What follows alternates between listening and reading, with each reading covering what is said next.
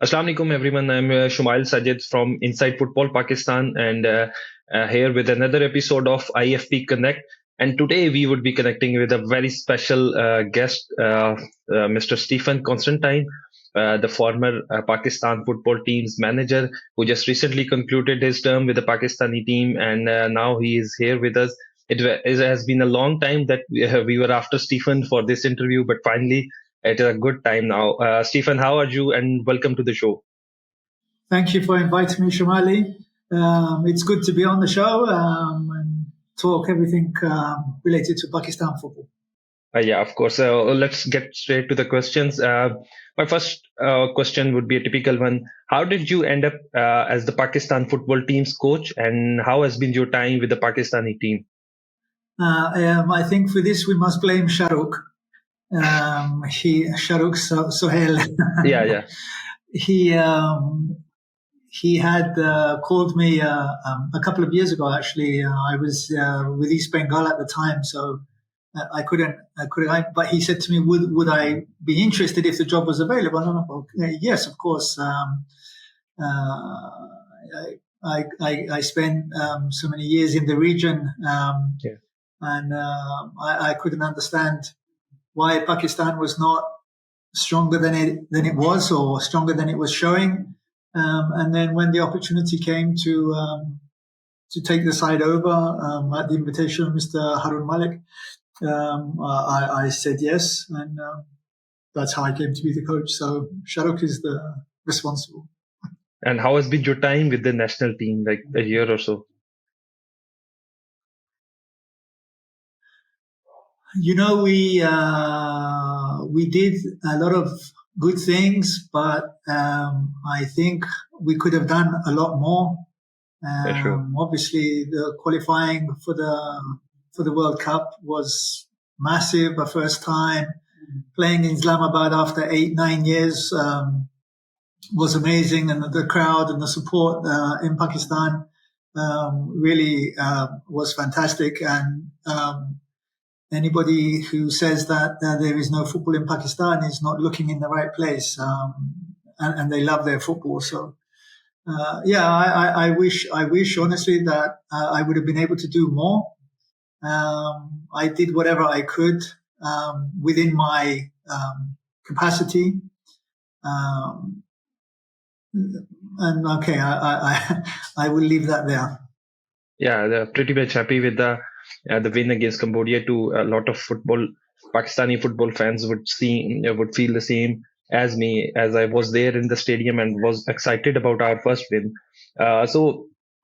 Stephen, going towards the next question, it would be basically the question would be in two parts. That the first being, what were the challenges that you faced during your time with the national team, and the second part would be what were the positive aspects from your time back in the Pakistan, back with the job in Pakistan.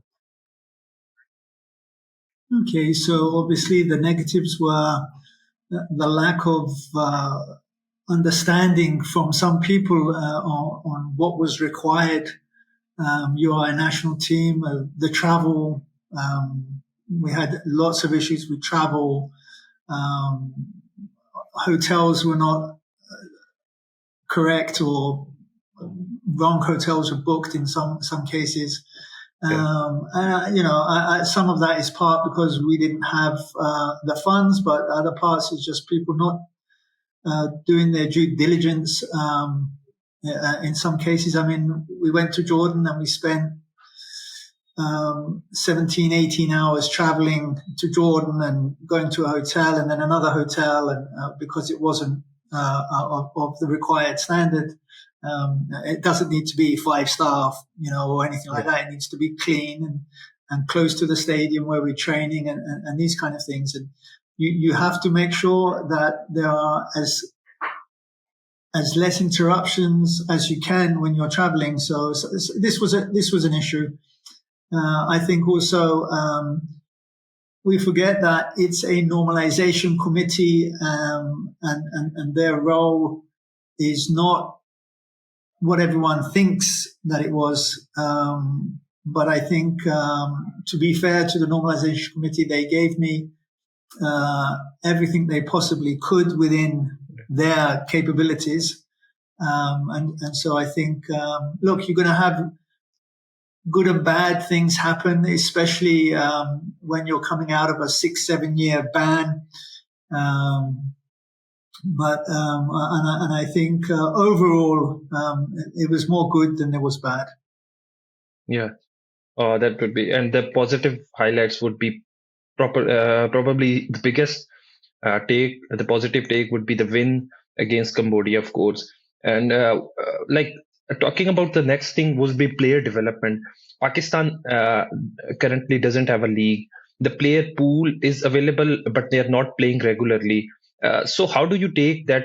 What is your take about the player development back in Pakistan during the absence of a league or regular football? Well, there is no player development. Yeah. There is no development. If you don't have a league where the boys are training every day, playing competitive games, how can you develop them? You cannot have a 3-week tournament every 3 months or every 2 months and expect to develop. It's not possible. You look around all the leagues in the world, and let's look at the Super League in India. Before the Super League, they had the I-League. And in the I-League, they had 18 teams at one point. Now, maybe there were issues there as well, but they were playing, and they were playing games on a regular basis. In India, they were playing too many games. Yes. But you develop by playing, and obviously you develop better if you have good quality coaches. And if you don't have good quality coaches, then you're just going to be developing how to play football. But there is so much more involved in that, and so you need good coaching, and you need academies with quality coaching. There needs to be the development. Technically, the players by the age of 14 should be technically sound. And then you can work on the other aspects of it. But you can't do that if there's no coaching, and you can't do that if there's no youth leagues, and you certainly can't do that if there's no league for the senior players. And when you put this all into the right context, how we qualified for Cambodia, how we performed in most of the World Cup games was an absolute miracle in the sense that the players that played in those games are for me heroes, because of course they are. They came from, in some cases, 2 months of not playing, 2 months of not playing football, not training, and then we have 10 days, and you expect us to beat Tajikistan or Saudi or Jordan. I mean, even if we were training every day for 6 months, it would be difficult. Never mind. These boys, they've not had games. There's no preparations. They're not eating the right foods in some cases. So for me, the Pakistan players were absolutely fantastic, especially the boys from Pakistan, where they didn't have the extra attention or development that the diaspora players had. Yeah, definitely. I'll connect this the next question with this player development also.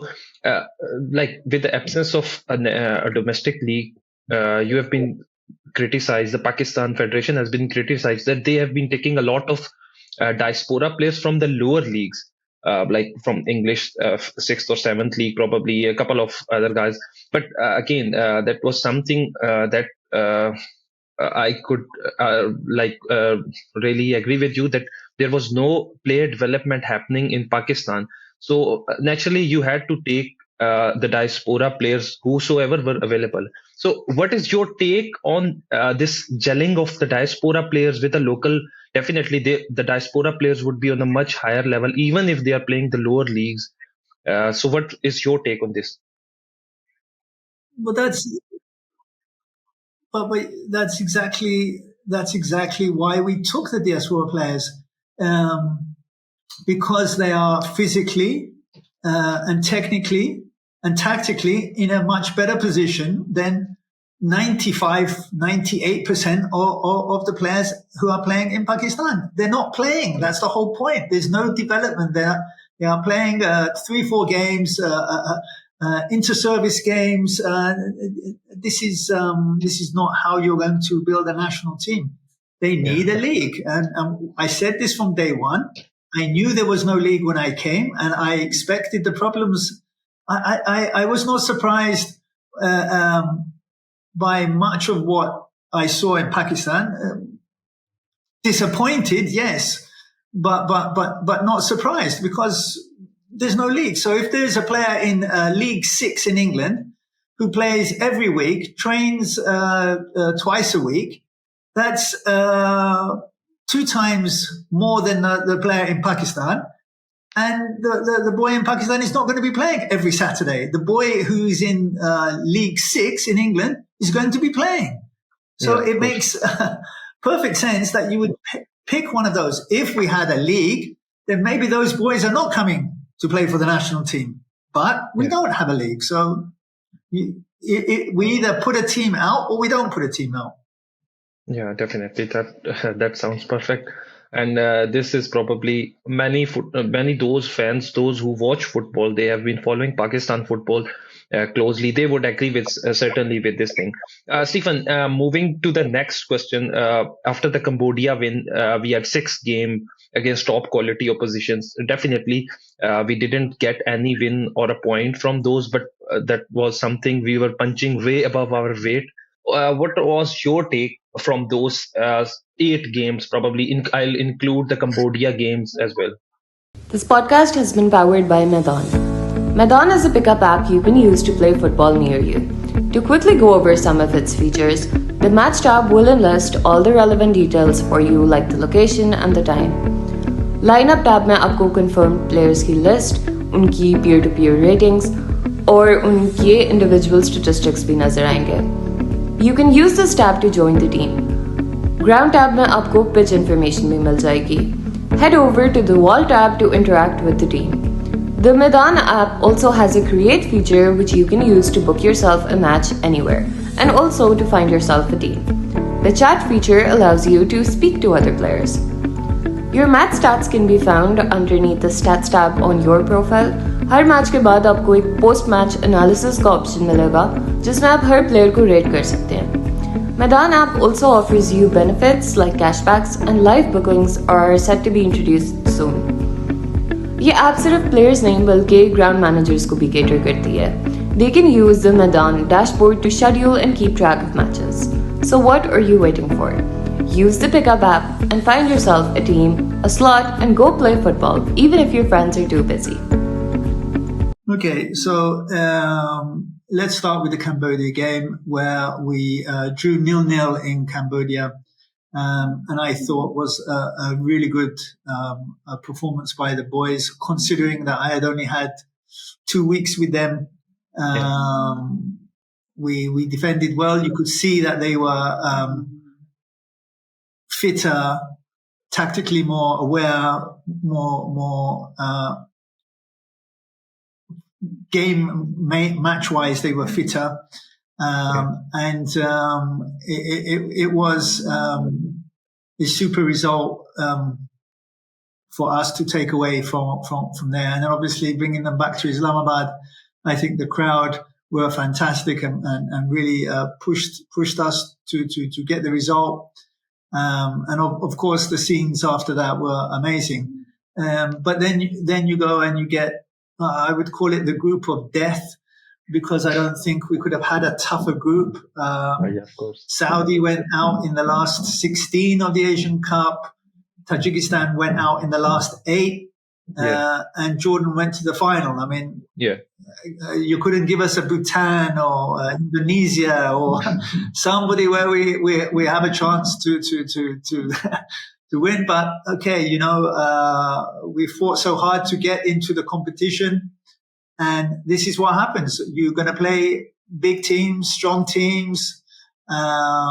We were not ready for those games. We could never be ready without a proper structure, league. And I don't want to keep saying the league every 5 minutes, but That's what it was. So, but I felt in Tajikistan we had a good performance, and put into context the Tajikistan result there. We received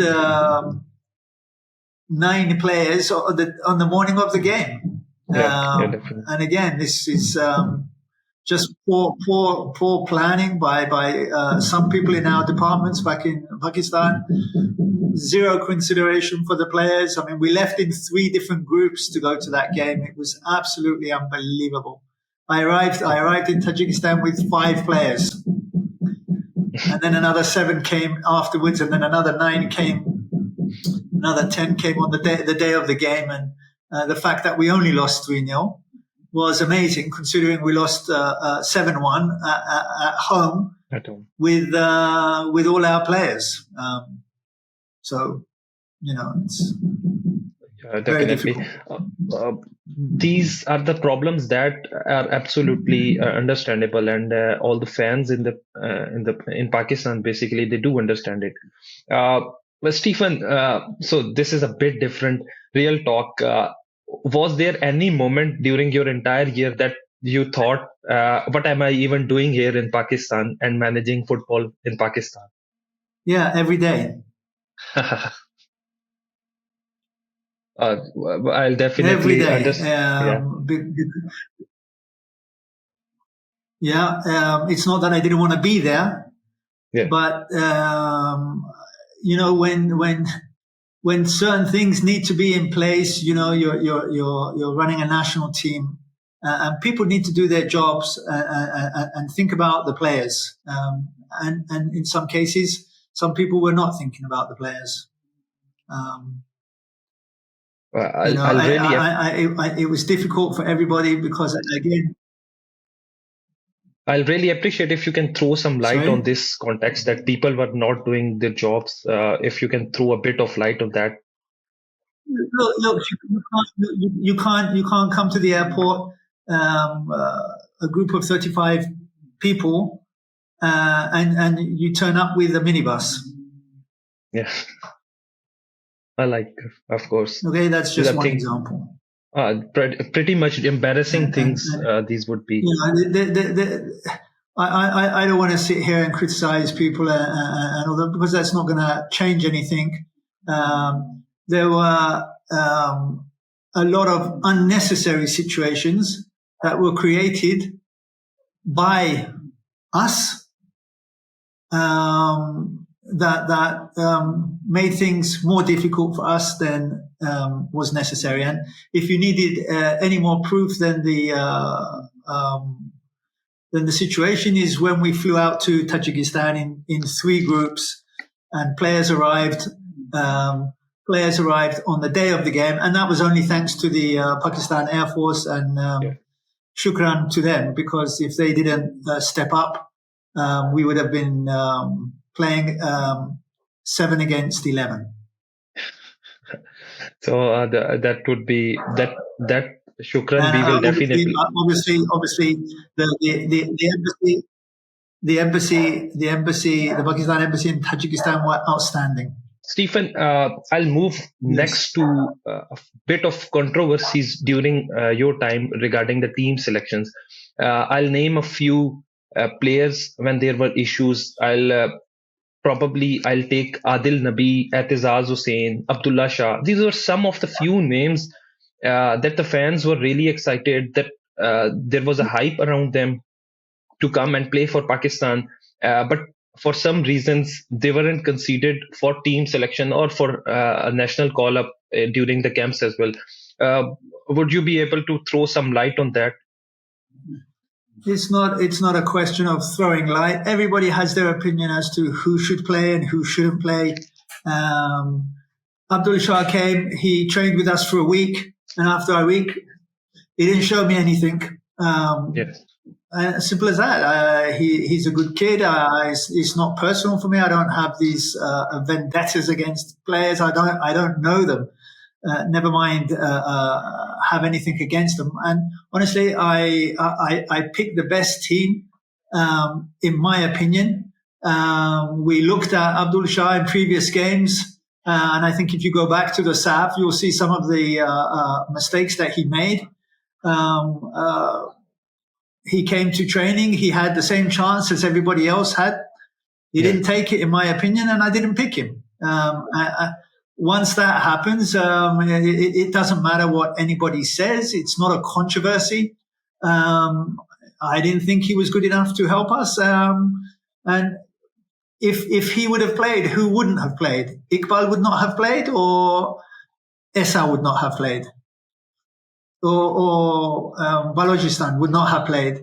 I don't think there's any controversy there for me. And if I was to make the same choice tomorrow, I would make exactly the same choice I made. Yeah, and what about Adil and Atizaz? Like, they were playing in Europe, in the top European leagues. Probably once Atizaz wasn't playing regularly. So Atizaz hadn't played for almost a year at his team in Cyprus, and I live in Cyprus. So when I offered to him to go and watch him train, so I would get an idea of his ability, he didn't want me to go and watch him train. So, okay, you don't want me to come and watch you train. How am I supposed to pick you? You're not playing. You haven't played for 6 months. And I'm going to pick you because you played in Norway 2 years ago. I'm sorry, that doesn't work. Adil, I went to see him 3 or 4 times. I think he's a good player. But when you post that I am not playing under this management, and did he actually expect that I was going to select him? Sure, that will do. The next question, moving on, the Pakistani fans, how did you find them? What were your favorite moments with the fans as an interaction? They have been absolutely instrumental throughout the games that we played in Pakistan, despite not getting some results or whatever. The fans were always behind. How did you find the fan engagement in Pakistan? I thought it was absolutely amazing. They were absolutely fantastic. The support that they gave me on and off the pitch.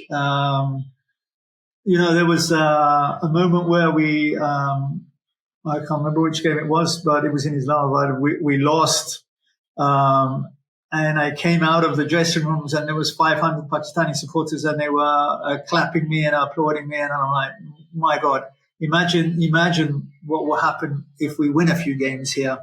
And I think they like everybody in Pakistan, deserves more. And I hope that the new people that come in actually think about football, not other agendas, because the talent is there. We have a population of 250 million.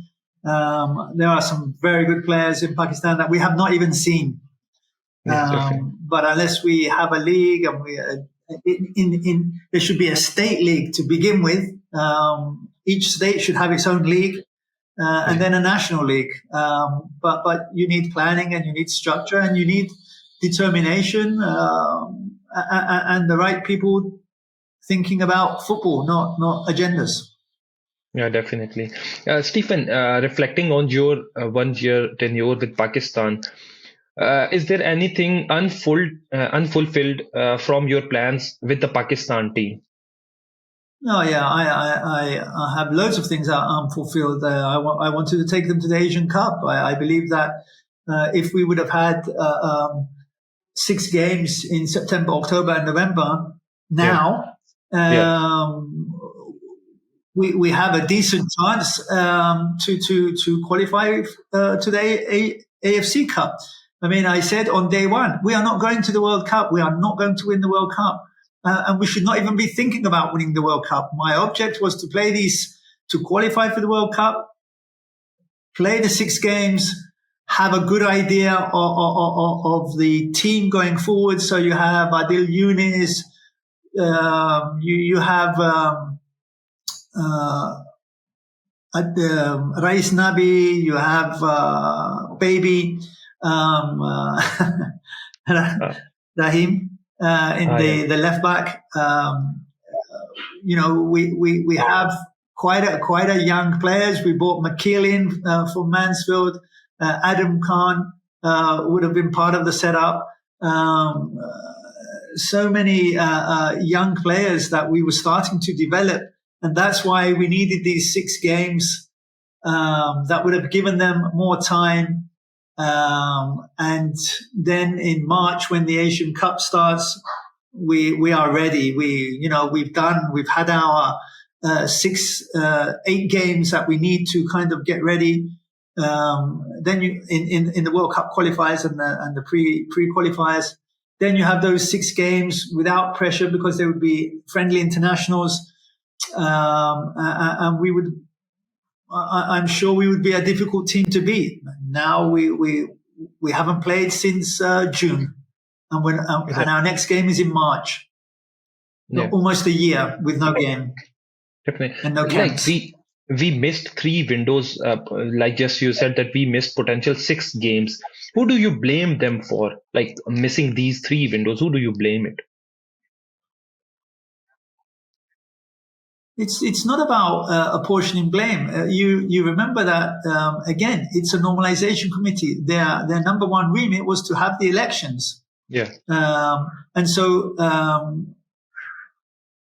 who is going to pay for these games? To travel, let's say to Indonesia, you need 200,000 USD. Yeah. Travel, hotels, payments of players. Who is going to pay for that? Yeah, definitely. Sounds reasonable. Stephan, what's something that you found was shocking once you joined the Pakistan football team, which you thought shouldn't be normal, but it was normal here in Pakistan? Something like that. No, I don't have anything like that. I found my time in Pakistan to be good. Everyone was very nice to me. You hear in the media this and that. I think I have been to some difficult countries. I cannot say Pakistan was difficult. It was difficult from the football perspective, but it was not difficult to stay there and live there and be among the people. For me, they were super. It's the same experience I had in India and the same I had in Nepal and Bhutan and the other places that I've been in South Asia. I found the people to be extremely hospitable, and it's just that in some cases the football is not given the respect it should have, and that's not because maybe they don't want to. It's because of the facilities, maybe, or there's a lack of awareness of how powerful this game is and how powerful it can be for teams that are playing football. It's just such a game changer that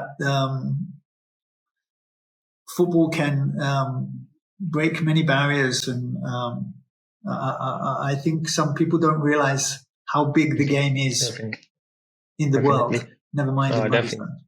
Sounds good. Stephan, if the new management, the Pakistan Federation management would be coming in, like probably in after December elections, will Stephan be up to take the national team's management again if he is offered it? Look, I don't know what's going to happen. I'm pretty sure that the new body will have their own views. However, if I was approached, of course, I would consider the possibility, unless I am somewhere else. Yeah, so, definitely. At the moment, I am not anywhere else, but that could change overnight. Stephan, this part of any interview is one of my favorite, where I ask our guests a few of rapid fire questions. I'll just ask them who was a player with the best work ethics in the team, in the Pakistani team. All of them.